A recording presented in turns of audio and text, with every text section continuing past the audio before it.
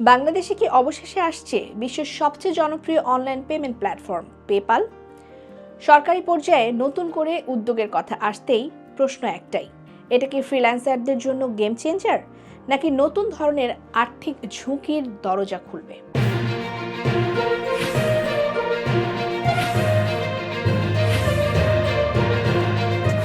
PayPal আসলে কি?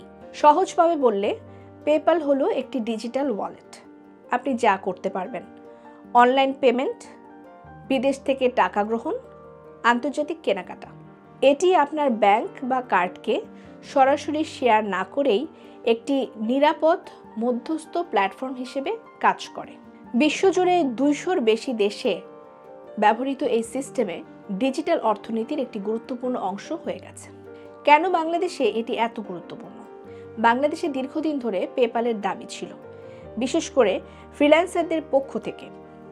কারণ বাস্তবতা হলো, অনেক বিদেশি ক্লায়েন্ট শুধুই পেপাল ব্যবহার করে, ফলে অনেক বাংলাদেশি ফ্রিল্যান্সার পেমেন্ট পায় না। বর্তমানে তারা বিকল্প হিসেবে ব্যবহার করে পায়োনির, ওয়েস্টার্ন ইউনিয়ন। কিন্তু এসব ক্ষেত্রে সময় বেশি লাগে, চার্জ বেশি। পেপাল এলে কি বদলাবে? ইনস্ট্যান্ট পেমেন্ট, কম খরচ, আন্তর্জাতিক ক্লায়েন্টের আস্থা। কারা সবচেয়ে বেশি উপকৃত হবে? ফ্রিল্যান্সাররা বাংলাদেশের আইটি এবং ডিজিটাল খাতের সবচেয়ে বড় সুবিধাভোগী হবে। ক্ষুদ্র ব্যবসায়ী, এসএমই, বিদেশে পণ্য বিক্রি করা সহজ হবে। প্রবাসী ও শিক্ষার্থী, সহজে টাকা পাঠানো, বিদেশি বিশ্ববিদ্যালয়ের ফি দেয়া, সাধারণ ব্যবহারকারী বিদেশি ওয়েবসাইট থেকে কেনাকাটা সহজ হবে। এক কথায়, বাংলাদেশ আরও বেশি যুক্ত হবে গ্লোবাল ডিজিটাল ইকোনমির সাথে। তাহলে সমস্যা কোথায়? সবকিছুই এত সহজ না।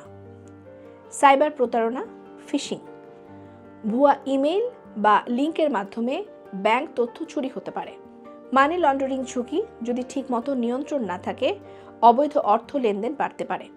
রেগুলেটরি চ্যালেঞ্জ, কে নিয়ন্ত্রণ করবে, কিভাবে ট্র্যাক হবে লেনদেন?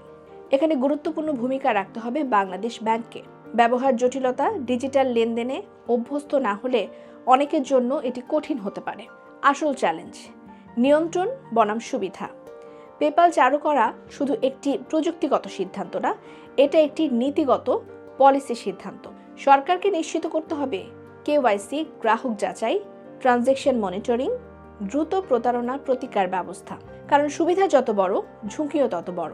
শেষ পর্যন্ত পেপাল বাংলাদেশে এলে এটি হবে একটি বড় পরিবর্তন। এটি হতে পারে ফ্রিল্যান্স অর্থনীতির বুস্টার, আন্তর্জাতিক বাণিজ্যের নতুন দরজা। কিন্তু একই সাথে এটি হতে পারে নতুন ঝুঁকির উৎস। তাই প্রশ্নটা এখন আর এটা না যে পেপাল আসবে কিনা, প্রশ্নটা হলো, আমরা কি এটাকে নিরাপদভাবে ব্যবহার করার জন্য প্রস্তুত? ভিডিওটি ভালো লাগলে সাবস্ক্রাইব করুন আর কমেন্টে জানান, আপনি কি পেপাল চালু হলে ব্যবহার করবেন?